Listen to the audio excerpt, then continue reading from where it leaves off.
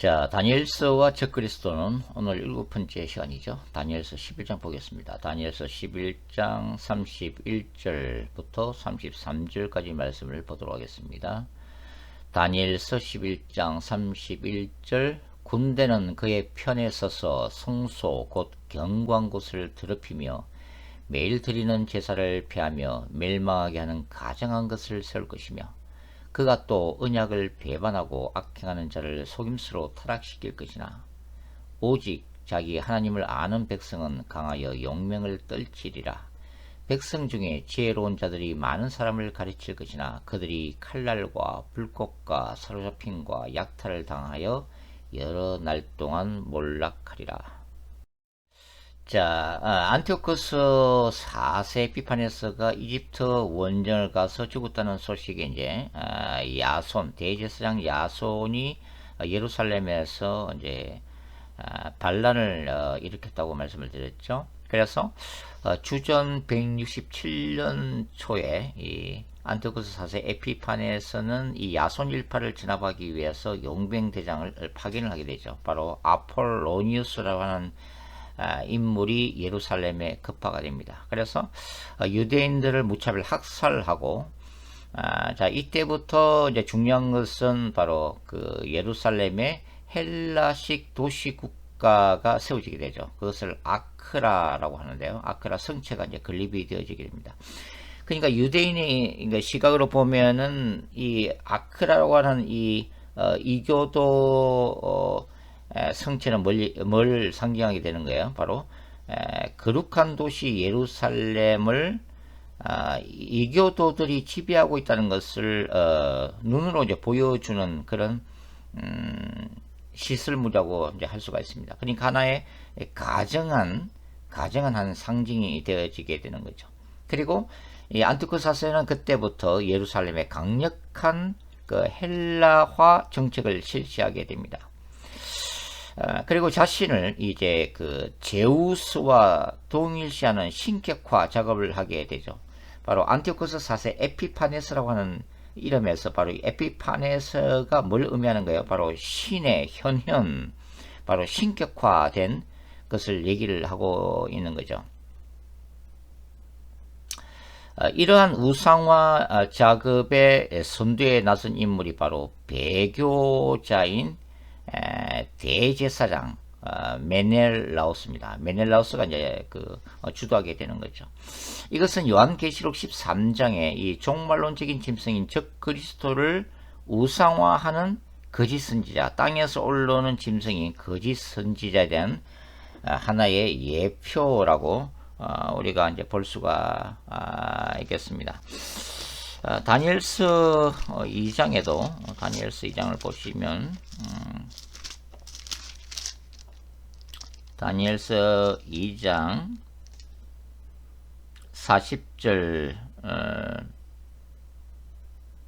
부터 이제 보시면 한번 읽어볼게요. 다니엘서 20장 40절부터 43절까지 읽어보겠습니다. 넷째 나라는 강하기가 쇠가 트리니 쇠는 모든 물건을 부서뜨리고 이기는 것이라. 쇠가 모든 것을 부수는 것 같이 그 나라가 문 나라를 부서뜨리고 찢을 것이며 왕께서 그 발과 발가락이 얼마나 토기장이의 진흙이 얼마나 쇠인 것을 보셨은즉 그 나라가 나누일 것이며 왕께서 쇠와 진흙이 섞인 것을 보셨은즉 그 나라가 쇠 같은 든든함이 있을 것이나 그 발가락이 얼마나 쇠요 얼마나 진흙인즉 그 나라가 얼마나 든든하고 얼마나 부서질 것이며 왕께서 쇠와 진흙이 섞인 것을 보셨은즉 그들이 다른 민족과 서로 섞일 것이나 그들이 피차에 합하지 아니함이 쇠와 진흙이 합하지 않음 같으리다. 자, 여기에서 그 느부갓네살의 금신상에서 쇠로 된 다리와 그 다음에 특별히 이제 발이 쇠와 진흙이 섞인 것을 지금 보고 있잖아요. 이것이 뭘 사실 얘기하냐면 이 예루살렘을 정복한 이 작은 뿌린 안티오코스 4세 에피파네스가 강력한 헬라화 정책을 쓰게 되겠지만 이 정통 유대인 바로 거룩한 하나님의 도시 예루살렘에서는 그러한 헬라식 이교적인 문화와 우상 숭배 정책을 결코 받아들일 수가 없었다고 하는 거죠. 그러니까 섞일 수가 없는 거예요. 쇠와 진흙이 섞인 것과 같이 굉장히 부자연스러운 결코 하나가 되지 못할 것임을 지금 보여주고 있는 것입니다.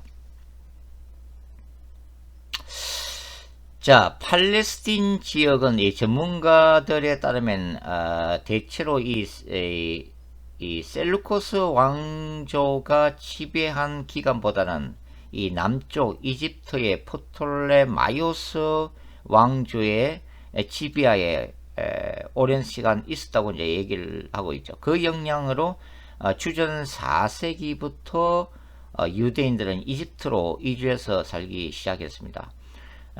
특히 알렉산드리아를 중심으로 이 헬라 문화에 익숙한 유대인들의 공동체가 형성되기 시작했다고 하는 거죠.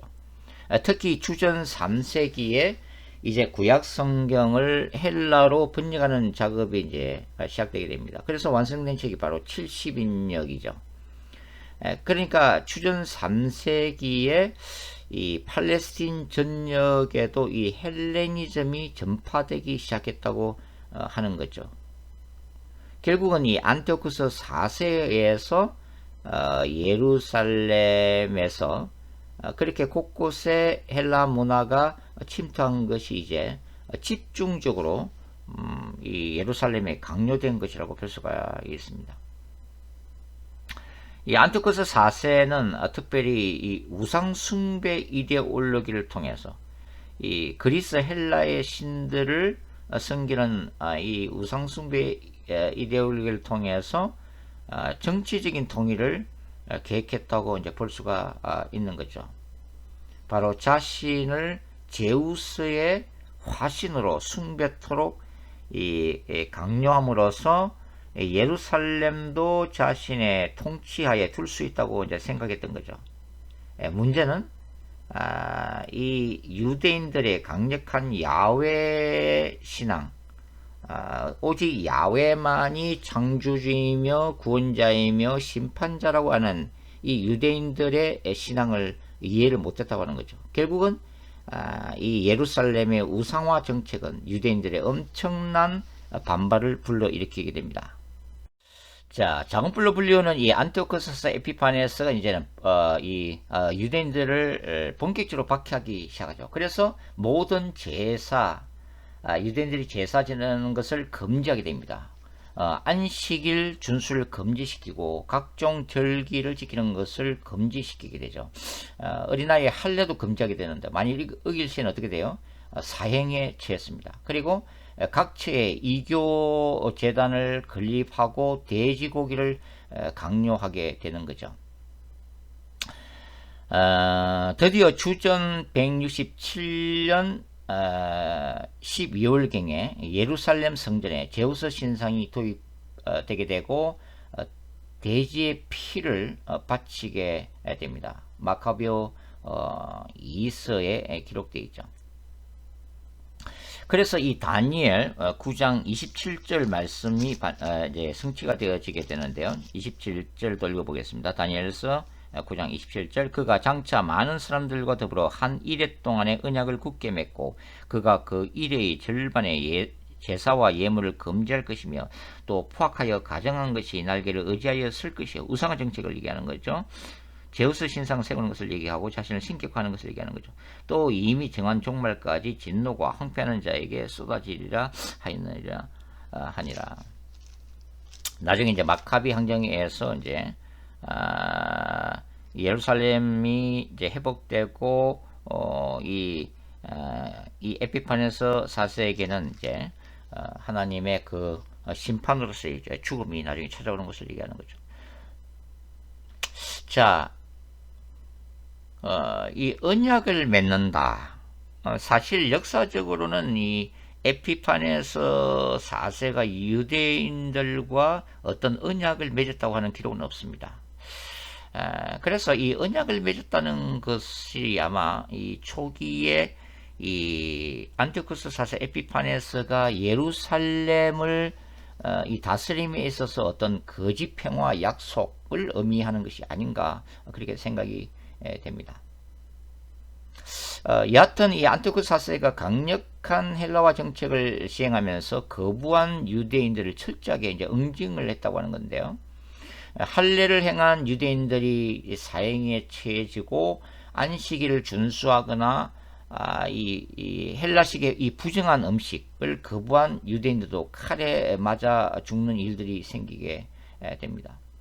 이것은 철저한 유일신론적 야훼 신앙을 가진 유대인들의 목숨을 건 투쟁을 예고하고 있는 거죠. 그 중심에 이제 하시딤이 있습니다. 이 하시딤은 경건한 자들, 율법에 충실한 자들 의미하는 거죠. 바로 이 하시딤이 이제 나중에 예수님 시대의 이 바리새파와 그 다음에 쿰랑 공동체를 중심으로 활동했던 에세네파의 조상이 되게 되는 거죠. 자, 자유주의 신학자들은 뭐 다니엘서 이제 11장 전체를 이제 이러한 이 작은 뿔에 의한 박해가 일어나고 난 다음에 이제 기록된 이 묵시문학적인 기록이라고 이제 보고 있죠. 즉 주전 2세기의 박해 상황 속에서 기록된 것이 바로 다니엘서의 후반부라고 생각하고 있습니다. 그러나 이제 이 보수 입장에서는 우리는 어떻게 봐요? 이것이 다니엘의 저작이면서 주전 2세기까지의 예언서라고 보는 거죠. 그래서 이 주전 2세기의 작은 뿔에 의해서 이런 박해 상황을 경험한 당시의 유대인들에게 바로 다니엘서의 전반부, 즉 다니엘과 세 친구들의 그러한 느부갓네살 하의 그 순수한 이 순교적인 신앙은 큰 도전과 위로가 되었다고 하는 거죠. 그래서 다니엘과 세 친구들을 본받아서 유대인들도 이 우상에게 바쳐진 고기를 거절하고 신상 숭배를 거부하게 되었다고 하는 거죠. 바로 풀무불 앞에서 다니엘의 세 친구들이 보여줬던 바로 신앙 고백입니다.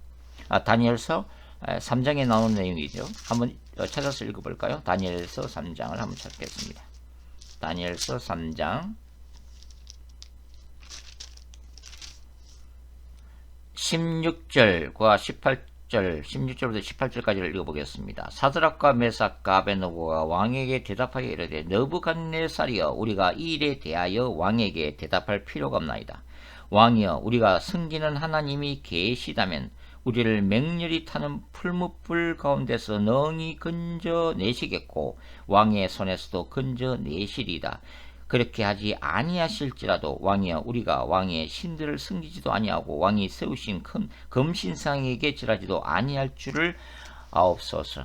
자, 다니엘과 세 친구들이 그리 아니하실지라도 하나님이 능히 풀무불 가운데서도 구해주시는 기사와 표적을 행하시는 하나님인 줄 우리가 믿지만 하나님의 뜻 가운데 그리 아니하실지라도 그런 일이 생기지 아니하실지라도 우리가 결코 금신상에 우상을 숭배하지 아니할 것입니다 라고 하는 이 다니엘의 세 친구의 신앙 고백은 바로 이 환란기의 유대인들 주전 2세기에 이 안티오쿠스 4세 에피파네스의 우상 숭배 정책 에 항거하는 바로 유대인들의 신앙 고백이 되었다고 하는 거죠.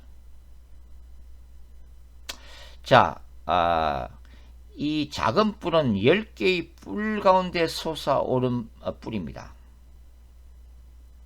즉, 이 10뿔이라고 하는 것은 셀루코스 왕조의 여러 왕들을 얘기를 하는 거죠. 작은 뿔은 이제 그 안티오쿠스 왕조에서 이제 일어난 왕이죠.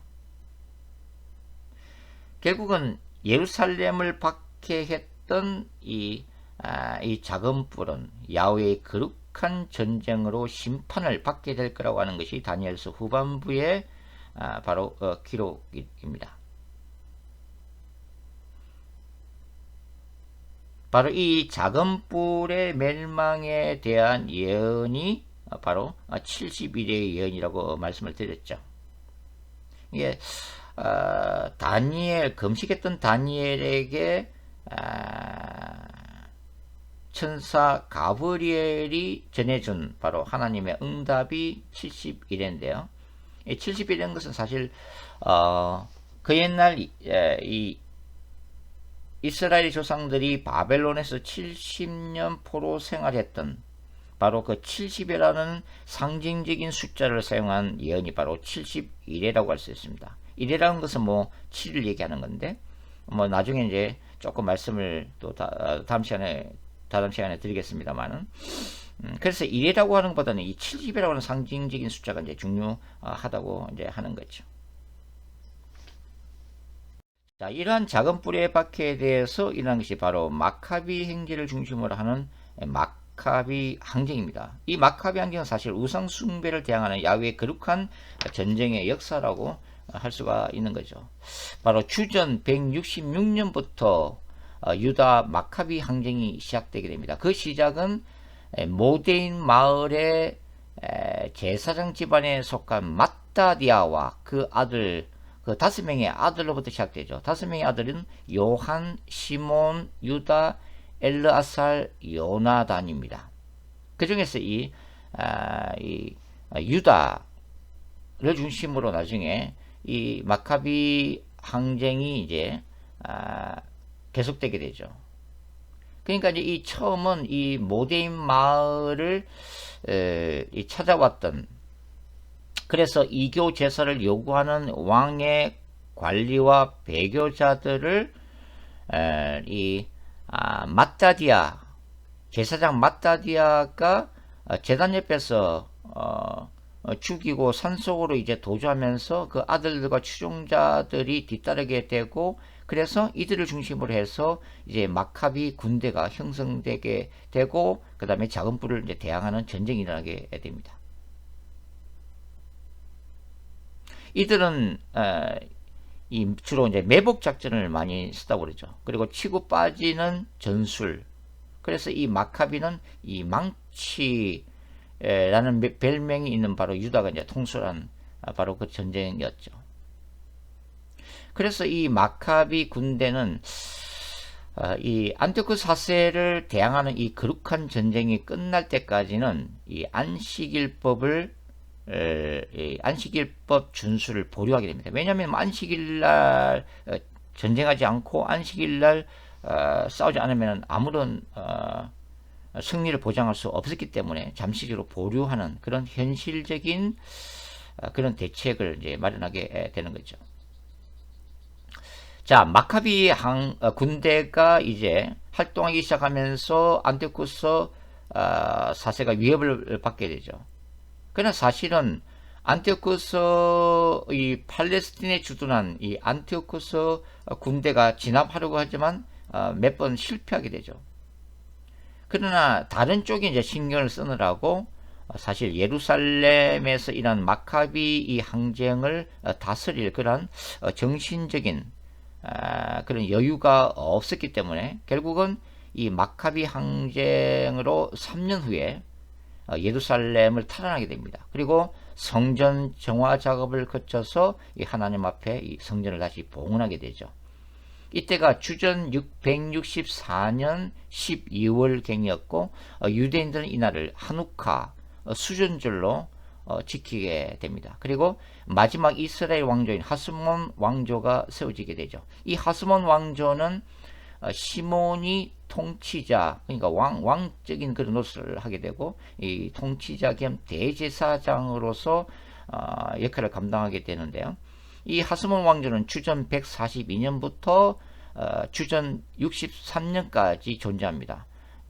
주전 63년 바로 로마의 폼페이우스 장군이 이 하스몬 왕조를 이제 정복하고 예루살렘을 점령하면서 바로 이제 로마 제국에 복속되어지게 되죠. 그래서 다니엘서 11장 이 33절부터 35절까지의 말씀 33절부터 읽어볼게요. 백성 중에 지혜로운 자들이 많은 사람을 가르칠 것이나 그들이 칼날과 불꽃과 사로잡힘과 약탈을 당하여 여러 날 동안 몰락하리라. 그들이 몰락할 때에 도움을 조금 얻을 것이나 많은 사람들이 속임수로 그들과 결합할 것이며 또 그들 중 지혜로운 몇 사람이 몰락하여 무리 중에 연단을 받아 정결하게 되며 희게 되어 마지막 때까지 이르게 하리니 이는 아직 정한 기한이 남지 않았습니다. 이게 아마도 이게 역사적으로는 이 혼란스러운 이 하스몬 왕조 시대를 의미하는 것이 아닌가 이렇게 저는 추정을 하고 있습니다. 자, 예루살렘을 박해한 작은 불, 그리고 이에 대해서 목숨을 걸고 항쟁했던 이 마카비 군대, 이러한 그림은 바로 요한계시록에 나타난 이 종말론적인 적그리스도와 거룩한 전쟁을 수행하게 될 마지막 때의 하나님의 백성, 하나님의 군대를 미래적으로 보여준다고 말씀을 드릴 수가 있습니다. 이 하나님의 성전 예루살렘을 우상화 작업으로 더럽힌 이 작은 불에 대해서 예수님은 마태복음 24장 보시면 바로 주 70년에 일어날 로마 군대에 의한 예루살렘 멸망 사건과 동일시하면서 예고를 하시는 장면에서 드러나죠. 바로 마태복음 24장 15절에서 예수님 뭐라고 말씀하세요? 그러므로 너희가 선지자 다니엘이 말한 바 멸망에 가정한 것이 거룩한 곳에 선 것을 보고는 이렇게 말씀하시죠. 바로 이 멸망에 가정한 것이 뭐예요? 바로 예루살렘 성전에 이 작은 불이 세웠던 제우스 신상, 그리고 자신을 신격화했던 사건을 얘기를 하는 거죠. 예루살렘 파괴 사건, 주 70년에 일어났던 예루살렘 파괴 사건은 그 당시 유대인들에게는 말로 종말론적인 환란의 날이었습니다. 그리고 이 사건은 예수 그리스도의 재림 전에 일어날 대환란의 예표적인 사건이 되는 거죠. 그리고 바울이 데살로니가 후서 2장에서 예고한 성전에 적그리스도가 스스로 하나님이라고 자신을 신격화하는 징조가 역사의 마지막 때에 다시 일어날 것이라고 하는 것입니다. 자, 오늘 여기까지 하겠습니다. 수고하셨습니다.